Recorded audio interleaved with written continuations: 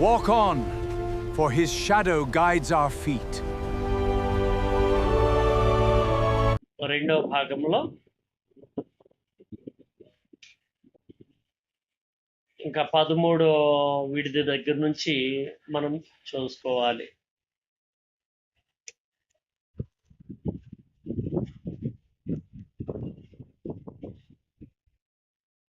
సీనాయి అరణ్యం గురించి చెప్పుకున్నాము. ఇప్పుడు చూడండి, సంఖ్యాకాండము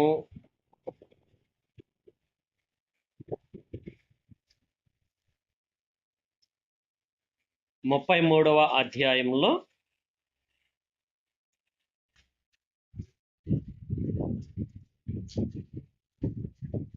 16వ వచనాన్ని గమనిద్దాము. సంఖ్యాకాండం 33వ అధ్యాయము 16వ వచనం 15 దాకా చెప్పుకొని ఉన్నాం మనం. సీనాయి అరణ్యము నుండి బయలుదేరి కిబ్రోతు హత్తానాలో దిగిరి. కిబ్రోతు హత్తావాలో దిగారంట. అంటే దాని పేరేంటి? కిబ్రోతు హత్తావా అంటే అర్థం రాసుకోండి కింద. అర్థం దురాశ సమాధులు. అంటే వీళ్ళు సణిగి గొడవాడి అలిగి మేము వెనక్కి వెళ్ళిపోతామని గోలగోల చేసి మాంసం కోసం ఆశపడిన ఆ సందర్భంలో దేవుడు మాంసాన్ని అందించాడు, అందరికీ అందించాడు. ఆ తర్వాత వాళ్లకు ఇంకా ఆ మాంసాపేక్షతో ఉన్న వాళ్ళు ఓవర్గా తినేశారు. ఇంకా వాళ్ళ పళ్ళల్లో ఉండగానే వారిని అందరినీ హతం చేసేసాడు దేవుడు, చాలా మంది. ఆ ప్రాంతమే ఈ ప్రాంతం, కిబ్రోతు హత్తావా. అంటే దురాశ సమాధులు అని అర్థం వస్తుంది. ఐగుప్తీయులు మరి ఇజ్రాయిల్లో ఐగుప్తు మాంసం గురించి ఆశపడి తెగులు చేత చనిపోయారన్నమాట ఇక్కడ ఈ ప్రాంతంలో. కాబట్టి విశ్వాసులుగా ఉన్న మనకు ఏంటి హెచ్చరిక అనంటే, చెప్పాడు కదా రోమా పత్రికల్లో, పూర్వమున్న జరిగినవి మనకు బుద్ధి కలుగుటకు వ్రాయబడి ఉన్నవి అని. విశ్వాసి తన శరీర దురాశలను ఆశలను దురాశలను సమాధి చేసుకోవాలి అని అర్థం చేసుకునేలా మనకు భావం అన్నమాట. వాళ్ళ ఆశలు దురాశల వలనే కదా వాళ్ళ ప్రాణాలు పోయినాయి. ఇది 13వది.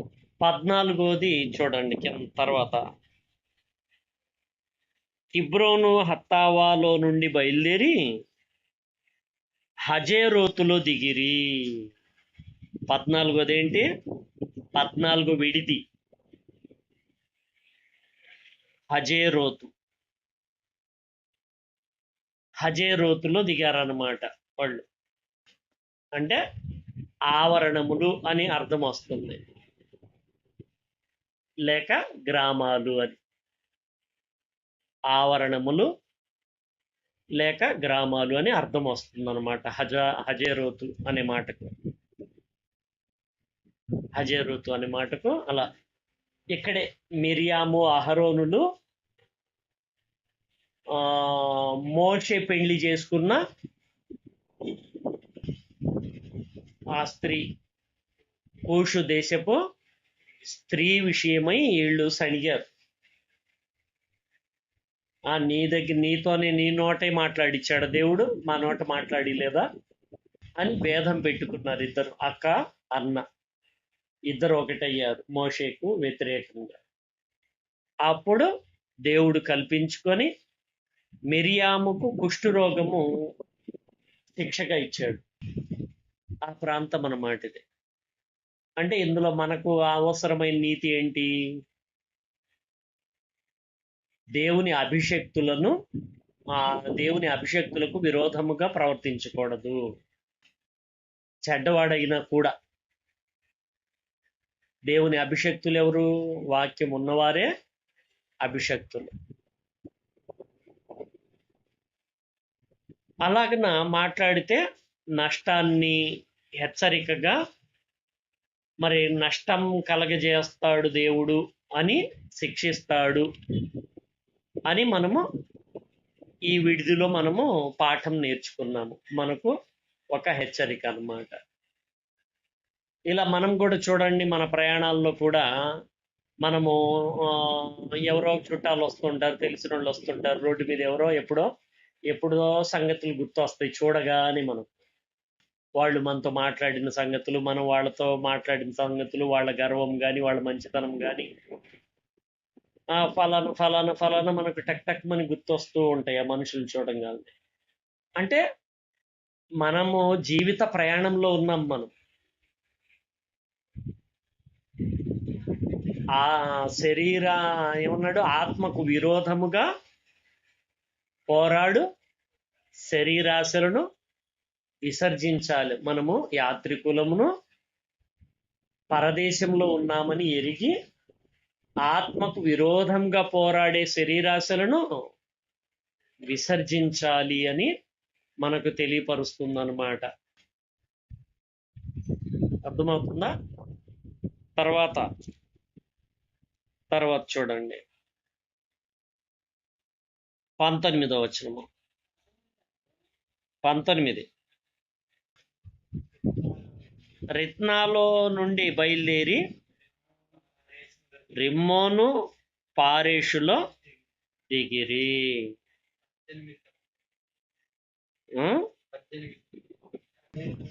హజేరోతులో నుండి బయలుదేరి రిత్మాలో దిగిరి. 18వ వచనం. హజేరోతులో నుండి బయలుదేరి రిత్మాలో దిగిరి.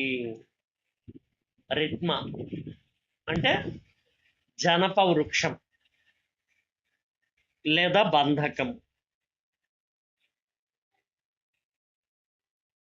అని అర్థం వస్తుంది. ఇక్కడి నుంచే గోత్రానికి ఒకళ్ళ చొప్పున 12 మందిని వేగుల వారిని పంపించటం జరిగింది. ఇక్కడి నుంచే పంపించాడు అన్నమాట దేవుడు. మోషేకు ఆజ్ఞాపించాడు. వాళ్ళల్లో 10 మంది మాత్రము దేంట్లో ఉన్నారు? వెలిచూపులను బట్టి చూశారు. ఒక 2 మాత్రము విశ్వాసమును బట్టి చూశారు. అందుకే మనకు కొరంథీ పత్రికలో ఏమనుంది మాట? వెలుచూపులను బట్టి కాక విశ్వాసం వలనే నడుచుకొనుచున్నాము. మనకు ఇక్కడ ఈ పాఠము వాళ్ళ అపనమ్మిక మాటలు, అంటే అక్కడ దృశ్యాల్ని చూశారు వాళ్ళు. భీకరమైన తుఫాన్ని చూశాడు. గాలి, తుఫాను, ఆ సముద్రంలో ఆ భయంకరమైన పరిస్థితిని భయపడి క్రీస్తును బట్టి ధైర్యం పెట్టాల పేతురు కదా. అలాగే వీళ్ళు కూడా ఆ మనుషుల యొక్క హైటు, పర్సనాలిటీ, వాళ్ళ కండలు, వాళ్ళ అజానుబాహ శరీరాన్ని చూశారు తప్ప దేవుడు సముద్రాన్నే ఆపగలుగుతున్నాడు, సమస్తాన్ని సృష్టించాడు, సమస్తాన్ని జరిగిస్తున్నాడు, భీకరమైన వాటిని జరిగిస్తున్నాడు, ఆయన కంటే బలవంతులు లేరని సాక్ష్యం చూశారు వీళ్ళు. సముద్రాన్ని పాయలుగా చేయటాలు, అంత చీకటైనా కూడా వీళ్ళ ప్రాంతం మాత్రం వెలుగుతో ఉండడము, అన్నిటికీ తెగుళ్ళు వచ్చినా వీళ్ళకి మాత్రం రాకపోవటము, ఇలా అనేక సాక్ష్యాలు చూశారు వీళ్ళు, అనుభవంలో చూశారు. ఇంత చూశారు, విశ్వాసం మర్చిపోయారు వీళ్ళు. విశ్వాసము మర్చిపోయారు. మర్చిపోయి ఇప్పుడు వీళ్ళు చెప్పింది కూడా మాటలే కదా. ఇప్పుడు దేవుడు చెప్పింది మాటలు ప్లస్ దృశ్యాలు చూపించాడు, అనుభవం. మరి వాళ్ళు ఏమన్నా ఫోటోలు ఏమన్నా తీసుకొని వచ్చారా? ఆ 10 మంది వాళ్ళ ఫోటోలు కానీ లేదా వీడియోలు కానీ ఏమన్నా తీసుకొని వచ్చారా? ఏమన్నా ఆ రోజుల్లో కెమెరాలు ఒకవేళ బాగా లేవు వాళ్ళ దగ్గర, కెమెరాలు తీసుకెళ్లారా? లేవు అసలు. కానీ వీళ్ళు కెమెరాల కంటే గొప్ప, సినిమా కంటే గొప్పది చూసారు అసలు. ఇప్పుడు మనం చూడాలంటే సినిమాల్లో చూడాలి, వాళ్ళైతే రియల్ గా చూశారు. మరి రియల్ గా చూసిన వాళ్ళు వెళ్ళి వాళ్ళ కళ్ళు ఎదుట చూసి వచ్చిన వాళ్ళ బంధాల మాటలు విన్నారు. అందుకే ఇక్కడ అర్థము ఏమని వచ్చింది? ఇక్కడ బంధకము అనే మాట కూడా వచ్చింది. జనప వృక్షాలు ఉన్నాయంట అక్కడ. అంటే రిత్మా అనే మాటకు జనప వృక్షమని లేదా బంధకము అని. అంటే ఆ బంధాలు విషయంలో వాళ్ళు ఏం చేశారు? వాళ్ళు బందీలు అయిపోయారు. ఆ బంధకము అంటే బందీలు అనమాట లెక్క. అంటే ఆ బంధాలకు బందీలు అయిపోయారు అనమాట. కాబట్టి వాళ్ళు చెప్పిన మాట నమ్మేసి ఇంకా మోషేని చంపేద్దాం అనుకుంటున్నారు. రాళ్ళు పెట్టి కొట్టి చంపేద్దాం అనుకుంటున్నారు. ఏడ్చారు, మేము యజ్ఞంకి వెళ్ళిపోతాము అని నిర్ధారించుకున్నారు. చంపడానికి తీసుకొని వచ్చారు అని గొడవ గొడవ చేసేసారు వాళ్ళు. అలా ఇంత మందిని విశ్వాసం లేని వారై వాళ్ళు చూచిన నేత్రాశను బట్టి వాళ్ళకు భయపడ్డారు, దేవునికి ధైర్యంగా లేకుండా ఉన్నారు. అలా సమాజం అంతటిని రేపారన్నమాట వీళ్ళు. అప్పుడు ఇద్దరు మాత్రం. ఎవరా ఇద్దరు? యెహోషువ ఒక అతను, కాలేబు అని ఒక అతను. ఈ ఇద్దరు మాత్రం గుడ్డలు చించేసుకున్నారు వీళ్ళ మాటలు విని. వీళ్ళందరూ ఏడుస్తుంటే ఏంటా అని గబగబ వచ్చి వీళ్ళిద్దరు గుడ్డలు చించేసుకున్నారు. అసలు వీళ్ళు చెప్పేది అబద్ధము, అది కాదు, దేవుడు మనకు అప్పగించేశాడు కూడా ఆ ప్రాంతాన్ని అని విశ్వాస పలుకులు పలికారు వీళ్ళు. అంటే వాళ్ళు చూడగానే కేవలం బయట రూపాలు చూశారు, వీళ్ళిద్దరు మాత్రం అదృశ్యమైన వాటిని నిదానించి చూస్తే వాళ్ళల్లో పిరికితనం ప్రవేశించినట్టు గ్రహించేశారు వీళ్ళు. రాహాబను వేసి చెప్పినట్లుగా మా గుండెలు మాలో కరిగిపోయినాయి, మాలో ఎవ్వరును ధైర్యంగా లేరు అని ఆ తర్వాత కాలంలో చెప్పింది కదా ఆమె. ఇది ముందలే గ్రహించేశాడు అనమాట యెహోషువ గారు, కాలేబు గారు. అంటే వాళ్ళు ఉండడానికి అజానుబాహులే, కానీ ఈ వార్తలు ముందలుగా దేవుడు మోషేతో చెప్పాడు కదా, నీకు ముందుగా దూతను పంపుదును అని. అలాగా దూత అంటే సమాచారం అన్నమాట. అక్కడికి వెళ్ళిపోయింది, సమాచారం వెళ్ళిపోయింది. ఇక్కడ సమాచారం అంతా అటు వెళ్ళిపోయింది. వీళ్ళు ఇటువైపే మా దిక్కుల్లోనే ప్రయాణంలో వస్తున్నారు, ఇన్నిన్ని విజయాలు సాధించారు, మేమేంది ఇంకా మా పరిస్థితి ఏంటని దిగులు పెట్టుకున్నారంట అందరూ. అలా పిరికి ఓళ్ళుగా మారిపోయిన సంగతి వీళ్ళు ముందలే గ్రహించేశారు. దేవుని మాట జ్ఞాపకంలో ఉంచుకొని విశ్వాసంతో వీరు మనోనేత్రాలతో చూశారన్నమాట. అందుకే మనల్ని అవిశ్వాసం బంధిస్తుంది అని మనము గుర్తించగలగాలి. తర్వాత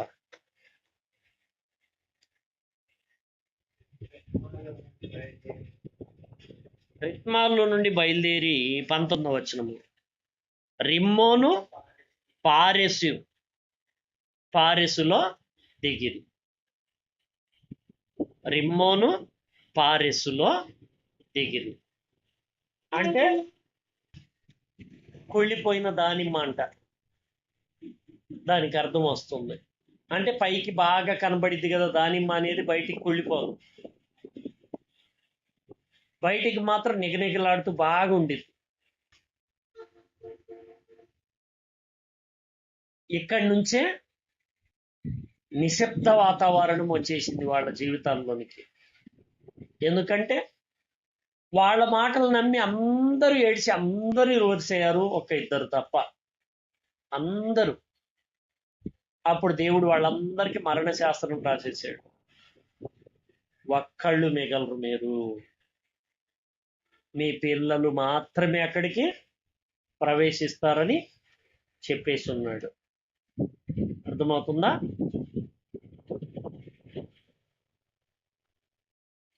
చూడండి, ఆ ప్రాంతం అన్నమాట ఇది.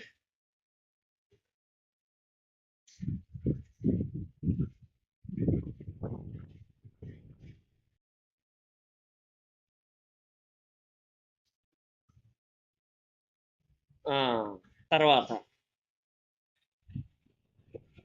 అంటే దానిమ్మ పండు బయటికి బాగుండిద్ది అంటే అర్థం ఏంటి? హృదయము ఏమన్నాడు? ఒక మాట మీకు తెలిసిన మాట, కపటమైన ఆ, ఆ, సాత్వికమైన నాలుక జీవవృక్షము, దానిలో కుటిలత ఉన్న ఎడల ఆత్మకు భంగము కలుగు అని అన్నాడు. అంటే బయటికి బాగున్న లోపల అవిశ్వాస ఛాయలుంటే, మరి లోకాశ ఉంటే, అప్పుడు బయటికి ఎంత బాగున్నా కూడా ఆ దానిమ్మ లోపల ఎలాగైతే ఉందో దానికి తగ్గట్లుగా అన్నమాట ఇది. రిమ్మోను పారేసులో దిగిరి. వస్తే అక్షరాలు చదువుతుంటే నేను కవర్ చేసుకోవచ్చు, ఇబ్బంది ఏం లేదు. రిమ్మోను పారెసులో నుంచి బయలుదేరి లిబ్నాలో దిగిరి. లిబ్నాలో దిగారంట. అంటే లిబ్నా అంటే తెలుపు అని అర్థం వస్తుంది. ఇంకొక విషయం, ఇటుకలు చేయటానికి కూడా అర్థం వస్తుంది. లిబ్నా అనే చోట దిగారంట. కొన్ని వీళ్ళ ద్వారా పేర్లు పడినాయి, కొన్ని ఆల్రెడీ అక్కడ ఉన్నాయి, అదే పేర్లతో ఉన్న ఊర్లు అన్నమాట. ఇటుకలు చేయుట లేదా తెలుపు అనే మాటకి అర్థాలు వస్తున్నాయి. అంటే దేవుడు వీళ్ళని పరిశుద్ధపరచడం ప్రారంభించాడు. ఇంకా తర్వాత నుంచి ఇంకా దేవుడు ఓదారుస్తాడు, ధైర్యాన్ని ఇస్తాడు, పరిశుద్ధపరుస్తాడు అని మనము పడిపోయినట్లుగా ఉన్న పరిస్థితి దేవుడు మనకు ఏదన్నా వార్నింగ్ గట్టిగా ఇచ్చినా కూడా తర్వాత ఆయన అభయాన్ని ఇస్తాడు, తెలుపు చేస్తాడు, మరకల్ని కడిగించేస్తాడు అనే ఒక ఆలోచన మనం నింపుకోవాల్సిన అవసరం ఉన్నది అన్నట్లుగా మనము ఇక్కడ ఇదొకటి. నూతన కట్టడం, ఇటుకలు చేయటం అంటే ఏంటి? నూతన కట్టడం అంటే మనల్ని మరలా పడిపోయిన వారిని దేవుడు ఏం చేస్తాడు? కడతాడు, మరలా కడతాడు అనే అర్థాలుగా వస్తున్నాయి అన్నమాట. ఇక్కడ హృదయాల్ని శుద్ధి చేయుట, పడిపోయిన జీవితాల్ని మరలా లేపుట అనేది, మళ్ళీ కట్టడం అనేది చేస్తాడు. అంటే ఆత్మ సంబంధమైన మందిరములుగా మీరు కట్టబడుచున్నారు అనే మాట ఉంది కదా. తర్వాత చూడండి, 21వ వచనంలో ఉన్నాం మనం. లిబ్నాలో నుండి బయలుదేరి రీసాలో దిగిరి.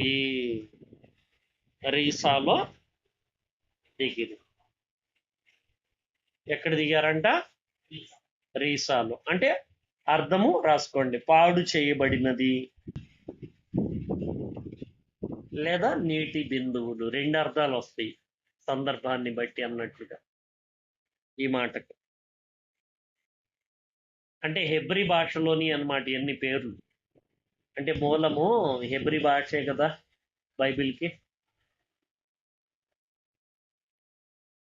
నీటి బిందువులు అంటే దేవుడు కడిగిస్తాడు, దేవుని కృప అనే నీటి బిందువులు మనల్ని కడుగుతాయి. అంటే వాక్యమును ఉదక స్నానంతో, కళంకమైనను మరకైనను ఉండిన ఎడల వాక్యమును ఉదక స్నానంతో పవిత్రపరుస్తాడు క్రీస్తు అని ఉంది కదా మనకు. క్రొత్త నిబంధనలో పౌలు గారు రాసిన పత్రికల్లో మనకు కనబడుతుంది అన్నమాట. అలా నెక్స్ట్ చూడండి, ఎన్నైనా ఇప్పటికీ 18 అయినాయి. తర్వాత రీసాలో నుండి బయలుదేరి కెహేలాతాలో దిగిరి. కెహేలాత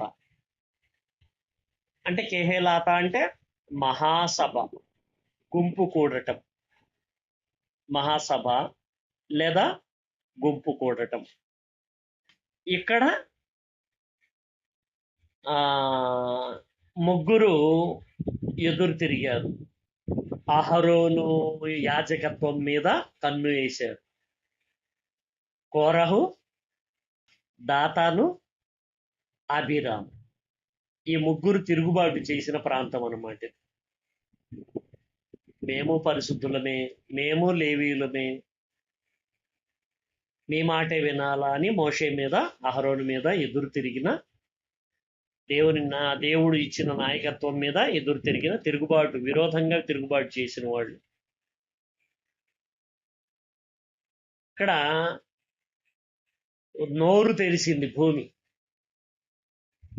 వాళ్ళు శరీరాలతోనే లోపల పడిపోయారు. శరీరాలతోనే పడిపోయారు లోపలికి.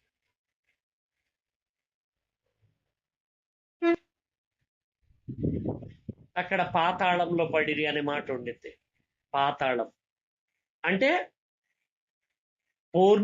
పూర్ణ జ్ఞానం వచ్చిన తర్వాత మనము భూమి లోపల లేదు పాతాళము, భూమి కింద మరో లోకం ఉంది, చుట్టూ ఆకాశం ఉంది భూమికి, భూమి లోపల కాదు అని మనకు తెలిసిపోయింది. వాళ్ళకి ఇంకా స్పష్టత లేదు.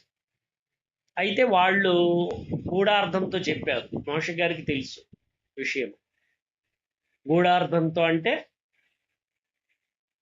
ఇంకా విషయాన్ని తీవ్రతగా చెప్పడానికి ప్రయోగించారు ఆయన ఆ ప్రయోగాన్ని. అంటే చనిపోతే మనిషి పాతాళంలోనే కదా పడాలి ఆత్మ. ఇప్పుడు అందరి కళ్ళ ముందల మరి భూమిలో వాళ్ళు పడిపోయారు. భూమి ఇది భూకంపం వచ్చింది, భూమి లోపల పడిపోయారు వాళ్ళందరూ కూడా, వందల మంది, వాళ్ళతో పాటు వాళ్ళని నమ్ముకున్న వాళ్ళందరూ. అంటే సంఘంలో విభేదాలు, తిరుగుబాట్లు తగదు అని ఒక హెచ్చరిక అన్నమాట ఇది.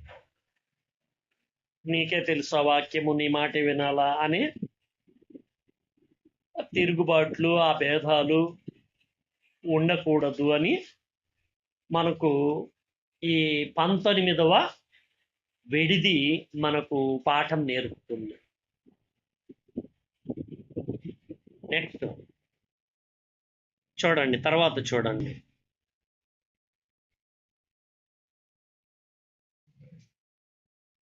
23వ వచనంలో ఉన్నాము. కెహేలాతాలో నుండి బయలుదేరి షాపెరు కొండ యొద్ద దిగిరి. షాపెరు కొండ అంటే సౌందర్యము,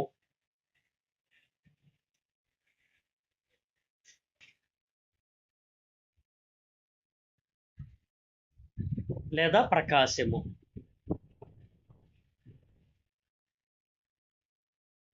క్రీస్తు ఒక మాట చెప్పిన మాట గుర్తుంది కదా, ద్రాక్షవల్లి బాగుగా ఫలించటానికి పనికిరాని తీగలను, అంటే ద్రాక్షవల్లిలో ఉన్న తీగలు, ఫలించే తీగలు ఇంకా బాగా ఫలించటానికి అందులో పనికి రాని తీగలను, పాడైపోయిన వాటిని తీసేస్తాడు అని అన్నారు కదా. అలా కోరాహు, దాతాను, అభిరామును తీసేసిన తర్వాత, ఈ తిరుగుబాటుదారును తీసేసిన తర్వాత దేవుడు సంఘానికి మరియు విశ్వాసులకు ఆత్మీయ ప్రకాశాన్ని ఇస్తాడు, ఆత్మీయ తేజస్సుని ఇస్తాడు అనడానికి మనకు ఎన్నోది ఇది? 20వ విడిది. ఎన్ని విడిదిలు దాటారు వీళ్ళు? 20లో ఉన్నాం మనం. నెక్స్ట్ 21వ చూడండి.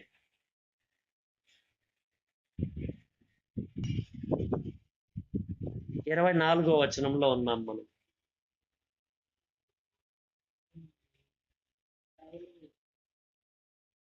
తాషెరు కొండ నుండి బయలుదేరి హరాదాలో దిగిరి. హరాదా అంటే భయము, వణుకు. భయము లేదా వణుకు అని అర్థం వస్తుంది. అంటే జనాలందరికీ భయము, మిగుల భయం కలిగిందనమాట. ఆ భూమి ఆ విధంగా నోరు తెరిచి, మరి నా వైపు ఉన్న వాళ్ళు ఎవరో రండి అని పిలిచాడు. ఎవరు? మోషే. అప్పుడు కోరాహు కుమారులు కూడా వచ్చేసారు.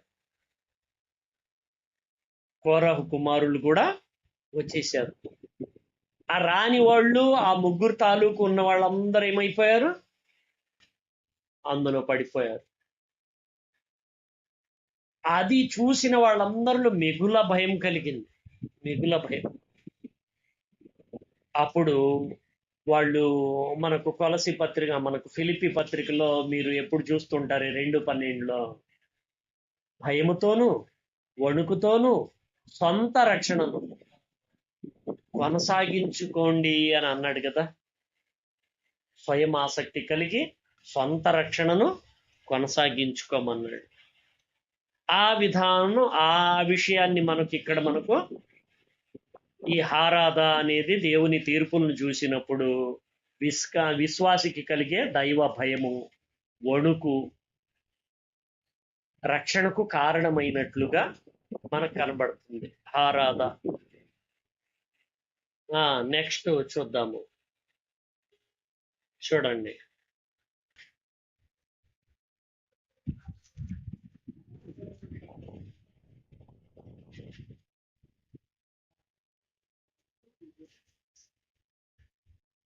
చూడండి 22దా. ఇప్పుడు మనము 22 విడిది గురించి చెప్పుకోవాలి. హారాదాలో నుండి బయలుదేరి మకేబోతులో దిగిరి. మకేబోతు అంటే మకేలోతులో దిగిరి. మకేలోతులో దిగిరి. మకేలోతు అంటే సమాజములు అని అర్థం వస్తుంది. సమాజములు లేదా కూడికలు.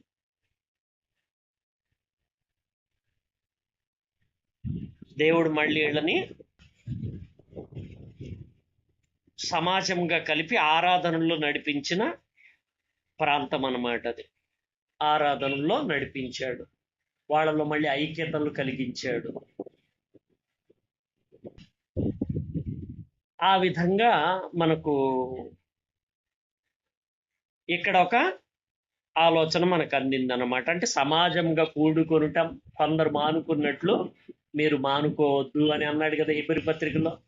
ఆ విషయాన్ని హెచ్చరికగా తీసుకోవాలి మనం ఈ సమయంలో. తర్వాత చూడండి, మకేలోతులో నుండి బయలుదేరి తాహతులో దిగిరి. తాహతు అంటే క్రింద అని వస్తుంది అర్థము, లేదా వినమ్రత. క్రింద అంటే తలదించినట్లు అన్నమాట. అంటే దేవుని కింద అనే లెక్కన ఆలోచన తీసుకోవచ్చు.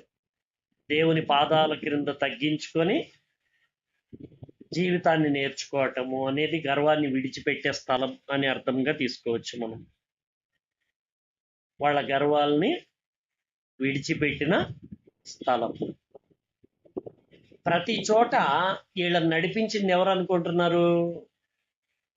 ప్రతి చోట వీళ్ళంగానే గుడారంగా మందిరం వేసుకునేవాళ్ళు, ప్రత్యక్ష గుడారం అని దేవుడు చెప్పిన ప్రకారంగా. మేఘము దాని మీద ఒకరోజు ఉంటే ఒకరోజు ప్రయాణం ఆగిపోయేవాళ్ళు వీళ్ళు. ఎప్పుడైతే మేఘం ఇట్ట లెగిసిందో వీళ్ళందరూ మూటముల్లి సర్దుకొని మళ్ళీ బయలుదేరటం అన్నమాట. మళ్ళీ ఎప్పుడైతే మళ్ళీ ఆగి వారం రోజులు ఆగిపోయింది అనుకోండి, వారం అక్కడ ఉండిపోవాల్సిందే. నెల ఉందనుకోండి, నెల అక్కడ ఉండిపోవాల్సిందే. సంవత్సరం ఆగింది అనుకోండి, అది సంవత్సరం ప్రతిరోజు ఈ రోజా అని చూసుకుంటూ ఉండాలి వాళ్ళు. ఆ విధంగా దేవుడు ట్రీట్మెంట్ ఇచ్చాడు అనమాట వాళ్ళని. మామూలు విడిది కాదు ఇది. అంటే మనుషులకి తెలియదు ఎప్పుడు మేఘం పైకి లేసిద్ది, ఎప్పుడు దిగిద్ది, తెలియదు. అసలు ఎలాగ నడిపించాడు చూడండి. అసలు నిజంగా దేవుడు చాలా గ్రేట్ కదా. ఇక్కడ దేవుని పాదాల క్రింద తగ్గింపు జీవితాన్ని నేర్చుకోవటం ఆత్మీయ రహస్యం అన్నమాట. ఈ మాటకు యాకోబు పత్రికలోని ఒక మాట ఉంది కదా, దేవుని ఎదుట మిమ్మును మీరు తగ్గించుకునుడి, అప్పుడు ప్రభు మిమ్మును హెచ్చించును అనే మాట ఉంది. తర్వాత చూడండి,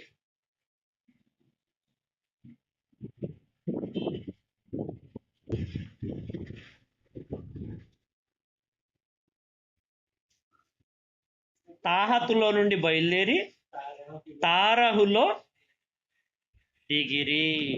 తారహు అంటే ఆలస్యము అని వస్తుంది అర్థం. ఆలస్యము అని వస్తుంది, శ్వాస అని కూడా వస్తుంది. ఇంకో మాట లేక శ్వాస అనే మాటకు కూడా అర్థం వస్తుంది. కొన్ని భిన్నంగా ఉంటాయి. కొన్ని శ్వాస అనే మాట కూడా ఎందుకు వస్తుందంటే, ప్రయాణంలో ఆలస్యం అయినప్పుడు విసిగిపోకుండా ఓపికతో దేవుని ఆత్మ శ్వాసను బలంగా పొందుకోవాలి. నిజంగా గతంలో మీరు ఒక పాఠం విన్నారు శ్వాస గురించి, విన్నారా? విశ్వాసము వెంటిలేటర్ అనే పాఠం విన్నారు మీరు. నిజానికి శ్వాసే మనల్ని నడిపిస్తుంది అనడానికి మన దైనందిన జీవితంలో మన మాటలు కూడా ఆలోచించండి. ఎటువైపు గాలి మళ్ళిందో, ఎటు వెళ్ళాడో, ఇంకా రాలా ఇంటికి అంటుంటారు భార్యలు, భర్తల గురించి, పిల్లల గురించి. ఎవరైనా చుట్టాలు వచ్చారనుకోండి, ఇప్పటికి మళ్ళింది గాలి మీకు అని అంటారు కదా. అంటే లోపల గాలి, శ్వాస. మనము ఓపికలో ఉండాలన్నా, తొందరపడాలన్నా, నేరం చేయాలన్నా, న్యాయంగా నడవాలన్నా మన లోపల శ్వాసను బట్టే జరుగుతుంది ఇదంతా. అవునా? అట్లాగే ఇక్కడ దేవుడు ఆలస్యం చేసిన సందర్భం అన్నమాట ఇది. తారహు అంటే ఆలస్యం, లేక శ్వాస అని కూడా వస్తుంది. అంటే ప్రయాణం ఆలస్యమైనప్పుడు విసిగిపోకుండా దేవుని ఆత్మను శ్వాసగా బలాన్ని తీసుకోవటం. అంటే ఇప్పుడు ఒక వచనం గుర్తు రావాలి మీకు ఒకటి, మీ ఎడల దయచూపవలనని యెహోవా ఆలస్యము చేయుచున్నాడు, మిమ్మును రక్షింపవలనని నిలవబడి ఉన్నాడు అని ఉంది. అంటే ఆలస్యానికి మనము దేవుడి చిత్తం లేకుండా అది కష్టమైన, నష్టమైన, బాధ అయినా, సంతోషమైన, సుఖమైన, మరి అవమానమైన ఏదైనా దేవుని మాట కాకుండా రాదు కదా. రాని వచ్చింది కదా, అయిపోయింది కదా, సహిద్దాము అనే ఒక ఆలోచన, వాక్యాల్ని జ్ఞాపకంలోకి ఉంచుకోవాలి మనం. గాలి తన చోటుకి విసిరిద్దంట, తనకిష్టమైన చోటుకి విసిరిద్దంట. దేవుని మూలంగా పుట్టినవాడును అలాగే ఉన్నాడని గాలితో పోల్చాడు కదా మనిషిని. అంటే మనిషిలో గాలి తిరుగుతూ ఉండిద్ది. ఉద్దేశాలంటే ఏంటి? గాలే. మనలో ఒకటి ఉద్దేశించుకున్నాము అంటే లోపల ఏం నిర్మాణం అది అంటే గాలి. గాలి వల్లనే మనము ఉద్దేశించుకున్నది అదంతా జరుగుతుంది. మా పాఠంలో మీరు పూర్తిగా విన్నారు కాబట్టి మీకు ఈజీగా అర్థమవుతుంది ఇప్పుడు. తర్వాత చూడండి,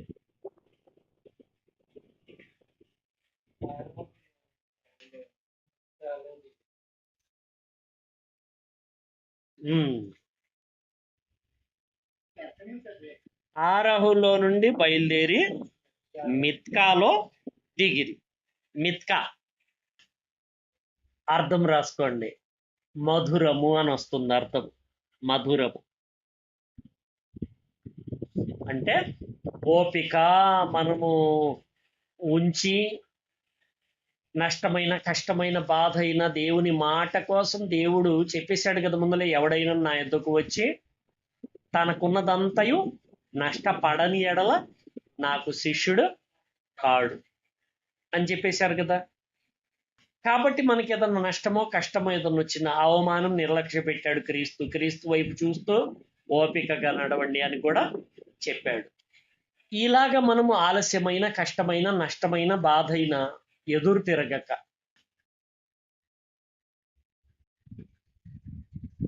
యవనస్తులు ఎలా ఉండిద్ది, పొంగిపోతూ ఉండిద్ది విషయం. అంటే కొత్తగా వాళ్ళల్లో పొంగుతూ ఉండిద్ది. అన్ని ఆలోచన మాదే కరెక్ట్ అనిపిస్తాయి.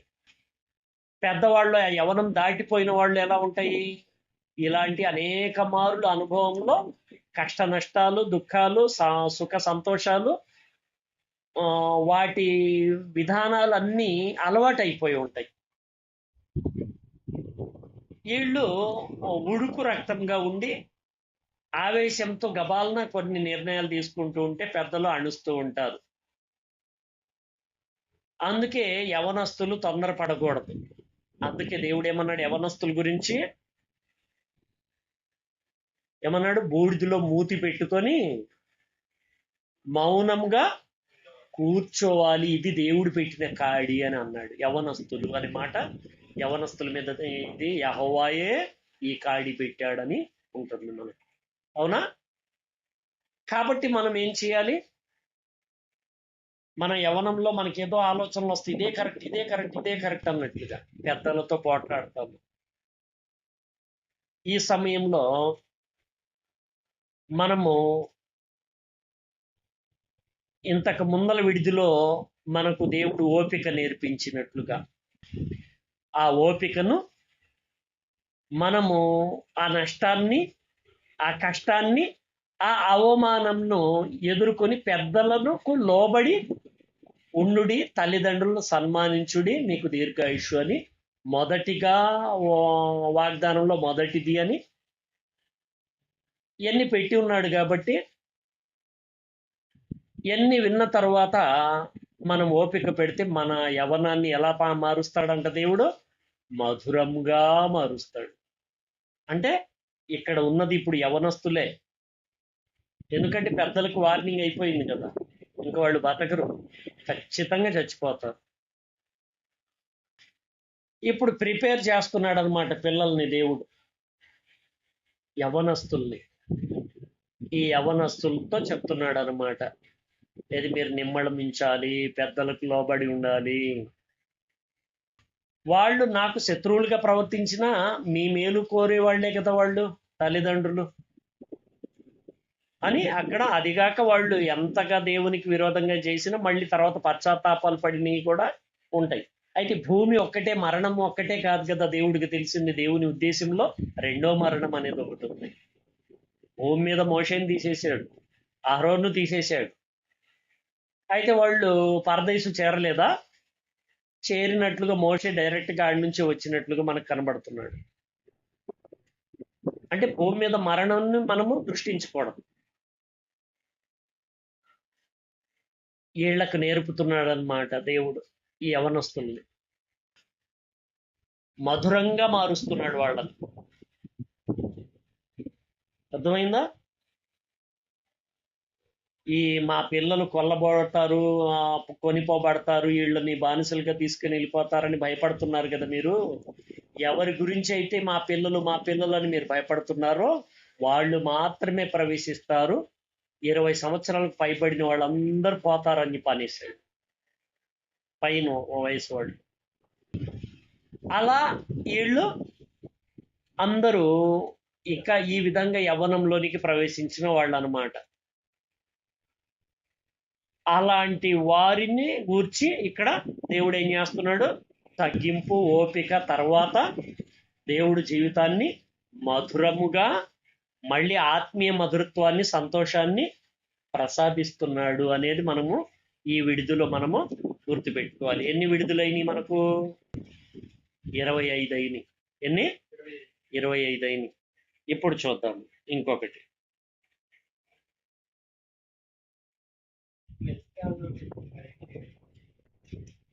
మిత్కా ఎన్నో వచనము? 29. మిత్కాలో నుండి బయలుదేరి హష్మోనాలో దిగిరి. హష్మోనా అంటే ఫలవంతమైన క్షేత్రము అని అర్థం.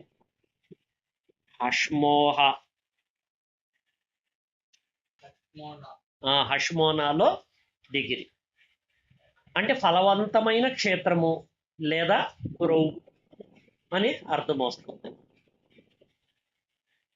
ఆత్మీయ జీవితంలో ఎదుగుదల అంటే రహస్యం, ఆత్మీయ రహస్యం రాసుకోండి. ఆత్మీయ జీవితంలో ఎదుగుదల మరియు ఆత్మ ఫలాలను ఫలించుట.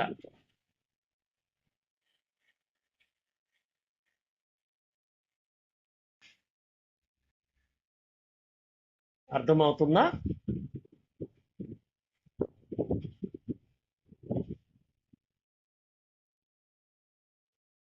తర్వాత చూడండి.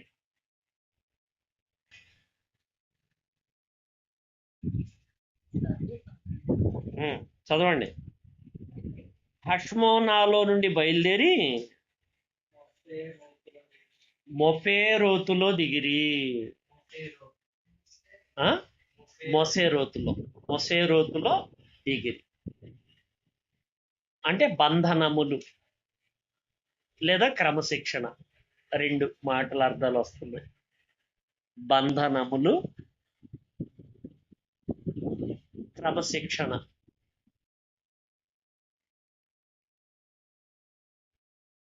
దేవుడు మనల్ని వాక్యం అనే నియమాలతో, మనకి ఇష్టం ఉండవు అవి. నువ్వు ఇలాగే నడవాలన్నప్పుడు ఇలా ఎందుకు నడవాలి, ఇలా అయితే లాభం కదా, ఇలా అయితే నష్టం కదా, ఇలా అయితే గౌరవం కదా, ఇలా అయితే అవమానం కదా అని మానవుల పద్ధతుల నుంచి మనము ఆలోచిస్తాము. మానవుల పద్ధతుల గురించి ఆలోచించకుండా ఏమన్నాడు తులసి పత్రికలో, మీకు తెలిసిన మాట 2:22 ఏమన్నాడు? మీరు క్రీస్తుతో కూడా లోక మూల పాఠముల విషయమై మృతి పొందిన వారే అయితే లోకంలో బ్రతుకుచున్నట్లుగా మనుషుల ఆజ్ఞలను పద్ధతులను అనుసరించి నడుచుకొనవద్దు. అవి వాడుకొనుట చేత నశించిపోవును. ఈ విధంగా మనల్ని క్రమశిక్షణలో కట్టి ఉంచటం అన్నమాట ఆత్మీయ రహస్యం. దేవుడు తన వాక్యం అనే నియమాలతో, క్రమశిక్షణతో మనల్ని కట్టి ఉంచటము.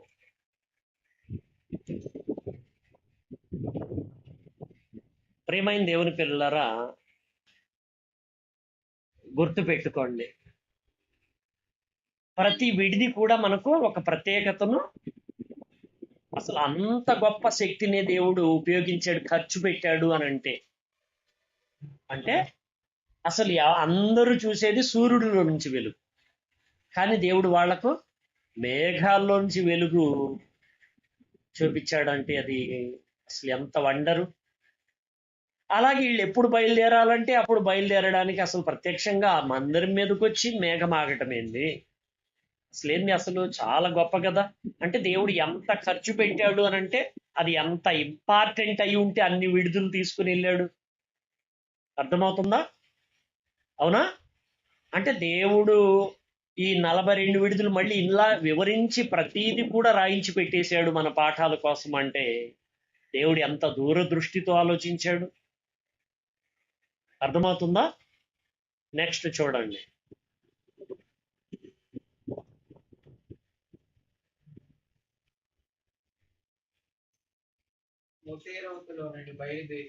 వచనం చూడండి, 31వ వచనము. మొసేరోతులో నుండి బయలుదేరి బెనేయాకాసులో దిగిరి. బెనేయాకానులో దిగిరి. బెనేయాకాను అంటే జ్ఞానపు పుత్రులు అని రాసుకోండి. జ్ఞానపు పుత్రులు అంటే ఆత్మీయ రహస్యం రాసుకోండి. అంటే క్రమశిక్షణ ద్వారా విశ్వాసి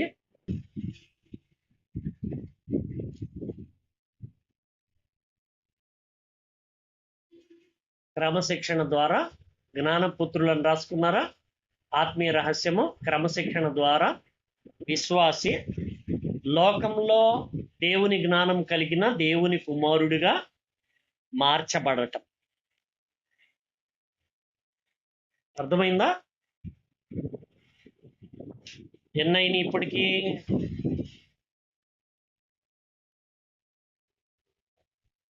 28 అయినాయి, అంతేనా? ఎన్ని? 28. అంటే పోయినసారి 12 చెప్పుకున్నాము, ఇప్పుడు 16 చెప్పుకున్నాం, అవునా? ఇంకా ఎన్ని మిగిలిన్నాయి? 14 మిగిలిన్నాయి. ఇంకా 3వ భాగంలోనికి వెళ్దాం, టైం అయిపోయింది. అర్థమవుతుందా ప్రియమైన దేవుని పిల్లలారా? ఇప్పటి వరకు చెప్పుకున్న మొత్తం ఎన్ని? 12 ప్లస్ 16, 28. 28 విడుదలలో దేవుడు ప్రతి విడుదలోనూ ఎంత ఇంట్రెస్ట్ తీసుకున్నాడు వాళ్ళ గురించి దేవుడికి అడుగడుగునా తెలుసు. మన నోట నుండి ఎప్పుడు ఎలాంటి మాట వచ్చిందో. 133 కీర్తన చూడండి ఒకసారి, 1వ వచనము. 139 అండి, సారీ, 133 కాదు, 139వ అధ్యాయం 1వ వచనం నుండి. 139 కీర్తన. యెహోవా, నీవు నన్ను పరిశోధించి తెలుసుకొని ఉన్నావు. నేను కూర్చుండుట, నేను లేచుట నీకు తెలియదు. అంటే అర్థం ఏంటి? వీళ్ళు 42 విడుదల్లో లేచుట, కూర్చుండుట దేవుడికి ముందలే తెలుసా? తెలుసు. అబ్రహాం గారికి అసలు ఇసాకే పుట్టినప్పుడే దేవుడు చెప్పాడు కదా. ఏమని చెప్పాడు? నీ సంతానపు వారు 3వ తరం వారు ఇలా బానిసలుగా మార్చబడతారు, వాళ్ళని నేను 400 సంవత్సరాల తర్వాత వాళ్ళని విడిపిస్తాను అని వివరంగా చెప్పాడు. అని అంటే దేవుడికి తెలిసే చెప్పాడా, తెలియకుండా చెప్పాడా? వీళ్ళ అపరాధాలు ఇంకా సంపూర్తి కాలేదు అని అబ్రహాం గారి తరంలో ఇంకా 400 సంవత్సరాల కాలం పట్టిద్ది ఆ జనాల్లో ఉన్న, అంటే అందరికీ ఛాన్సులు ఇచ్చాడు. వాళ్ళ అపరాధములను ఇంకా సంపూర్తి కాలేదంట. వాళ్ళ పాపాలు పండిపోవటానికి, పండు పడాలంటే పండాలి కదా, అలా పాపం పండాలి వాళ్ళది. ఆ కోత కొయ్యాలంటే పంట పండాలి కదా. అలాగన దేవుడు ముందలే అన్ని ఎరిగి ఉన్నవాడు. వాళ్లను 40 సంవత్సరాల కాలము 42 అనే లెక్క ఆయన పెట్టుకొని ఉన్నాడు. ఆయన 42 విడుదలు. క్రొత్త నిబంధనలో యేసుక్రీస్తు వంశావళి 42 కనబడుతుంది, మనకు మ్యాచ్ అవుతుంది. అబ్రహాం మొదలుకొని క్రీస్తు వరకు 314 తరాలు. 314 ఎంత? 42. అంటే ఇక్కడ 42 విడుదలు అంటే 42 తరాలు అక్కడ కనబడుతున్నాయి. తరానికి ఒక విడిది లెక్కన మనకు సూచనగా కనబడుతుంది అబ్రహాము టు క్రీస్తు. అర్థమైందా? ఆ విధంగా ప్రియమైన దేవుని పిల్లలారా, బైబిల్లో దేవుడు అమోఘమైన విషయాలు రాయించి పెట్టాడు. నాకు తలంపు పుట్టక మునిపే నీవు నా మనసు గ్రహించి ఉన్నావు. నా నడకను, నా పడకను నీవు పరిశీలన చేసి ఉన్నావు. నా చర్యలన్నిటినీ నీవు బాగుగా తెలుసుకొని ఉన్నావు. యెహోవా, మాట నా నాలుకకు రాకమునిపే అది నీకు పూర్తిగా తెలిసి ఉన్నది. అంటే మన లోపల ఎన్ని పలుకులు ఉన్నాయో మనకింకా పుట్టక మునిపే ఆయనకు లోపల నుంచి ఈ పుడతాయి ఈ మనుషులకని స్పష్టత ఉందంటండి దేవునికి. అసలు ఎంత ఆశ్చర్యము! వెనకకు ముందుకు నీవు ఆవరించి ఉన్నావు, నీ చేయి నా మీద ఉంచి ఉన్నావు. ఇట్టి తెలివి నాకు మించినది, అది అగోచరము, అది నాకందదు. నీ ఆత్మ నుండి నేను ఎక్కడికి పోవుదును? నీ సన్నిధి నుండి నేను ఎక్కడికి పారిపోవుదును? నేను ఆకాశంకి ఎక్కినను, నీవు అక్కడను ఉన్నావు. నేను పాతాళమందు పండుకొనినను, నీవు అక్కడను ఉన్నావు. నేను వేకువ రెక్కలు కట్టుకొని సముద్ర దిగంతములలో నివసించినను, అక్కడను నీ చేయి నన్ను నడిపించును, నీ కుడి చేయి నన్ను పట్టుకొనును. ప్రియమైన దేవుని పిల్లలారా, ఆలోచించండి. అన్నీ ఎరిగిన దేవుడు 42 విడుదలు వాళ్ళకి అనుభవ జ్ఞానం ఇచ్చి మన దాకా ఆ విషయాలను తీసుకొని రావటానికి వివరించి ఒక్కొక్క దాని గురించి చెప్పి, మళ్ళీ మనం ప్రేమ కలిగి ఏదో అక్కడ పాఠం అప్పచెప్పినట్లుగా ఉండకూడదని, బుద్ధిమంతులు మాత్రమే ఈ విషయాలు గ్రహించేస్తారు అని దానియేలు గారి ద్వారా మళ్ళీ రాయించి, దుష్టులు దుష్ట కార్యములు చేస్తారు కాబట్టి వాళ్ళు ఎంత చదివినా గ్రహించలేరని చెప్పి రాయించి పెట్టాడు. ప్రియమైన దేవుని పిల్లలు, మరి ఎంతో మందికి దక్కని అదృష్ట స్వరం ఈ సత్య పలుకుల పాఠాలు మీకు అందుతున్నాయంటే మీరేం చేయాలి? జాగ్రత్త పడాలి, హెచ్చరికలు ఉపయోగించుకోవాలి. ఒకరి మీద ఒకరు సనగకూడదు, సంశయించకూడదు, తిరుగుబాటు చేయకూడదు. పెద్దలను మీద తిరుగుబాటు చేయకూడదు. వాక్యం ఉన్న అభిషేక్తుల మీద మనం ఏ చిన్న హాని కలిగించినా అది మన మీదకి ఎన్నో రెట్లుగా వచ్చి మన నెత్తి మీద పడిద్ది. గుర్తుపెట్టుకోండి, వాక్యం ఉన్న వారి మీద చాలా భయం కలిగి ఉండాలి. గుర్తుపెట్టుకోండి, ఇప్పుడు తన్ను తరుముతూ చంపడానికి కుట్ర పన్నిన చెడ్డవాడుగా ప్రవర్తించిన సౌలు విషయంలో దేవుడు స్వయాన దేవుడే ఛాన్స్ ఇచ్చినా కూడా, నా దేవుడు అభిషేకించిన వారిని నేను చంపను అని అన్నాడు. అని అంటే ఇంకా మన మేలు కోరేవాళ్ళు మన సంఘంలో మనల్ని ఎవరు చంపడానికి, మనల్ని ఏంటో చేయడానికి చేసేవాళ్ళు ఎవరు లేరు మనలో. మరి వాక్యం వింటున్నా మీరు పెద్దలకు లోబడి ఉండాలి. గుర్తుపెట్టుకోండి, దేవుడు సమస్త క్రియలు చేయగలుగుతాడు. నన్నేం చేయలేడులే, నేను యవనస్తుడులే అనుకుంటే ముసలోళ్లను ఉంచుతాడు, యవనస్తులను తీసేస్తాడు. ఏమైనా చేయగలుగుతాడు ఆయన. లేదు ఇంకా గర్వపడితే ఏదో ఒక దెబ్బన్న పుట్టిస్తాడు, జీవితాంతం కుంటోళ్ళలాగా మనల్ని అలా నిలిపేస్తాడు. లేకపోతే ఇంకా ఇంకా ఏదైనా చేస్తాడు మనల్ని రక్షించటానికి. ఇంకా వీడు చివరి వరకు రక్షింపబడడు అనుకుంటే ఇంకొకళ్లకు హెచ్చరికగా తీసేసి కూడా చూపిస్తాడు మళ్ళీ ఆయన.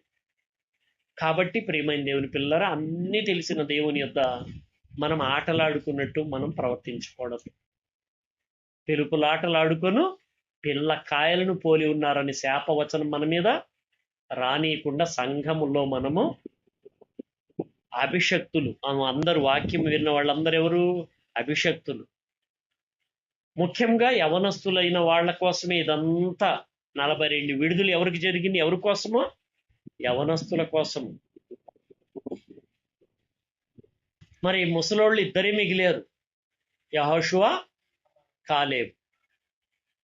యెహోషువ, కాలేబు ఇద్దరు మాత్రమే మిగిలారు. చివరికి 42 విడుదలు అయిపోయిన తర్వాత ఈ లోపు ఏం జరిగింది అంటే, ఏళ్లను దేవుడు ప్రిపేర్ చేస్తున్నాడు అనమాట. యవనస్తుల్ని బలపరుస్తున్నాడు. పసిపిల్లల దగ్గర నుంచి, గర్భాల్లో ఉన్న దగ్గర నుంచి, పసిపిల్లల దగ్గర నుంచి వాళ్లకు యవనం వచ్చేదాకా ఇదంతా నడిపించాడు అనమాట. పెద్దవాళ్ళని తీసేశాడు. అర్థమైందా? కాబట్టి మన వరకు వచ్చిన ఈ హెచ్చరికను మనము ఖాతరు చేయాలి. మనము కాలదన్నుకున్నట్లు చేయకూడదు. సరేనా? సరే, ఇంతటితో ఈ కార్యక్రమాన్ని ముగించుకుందాం. ముగింపు ప్రార్థన ఆశీర్వాదం తీసుకుందాము. మన మధ్య ఉన్న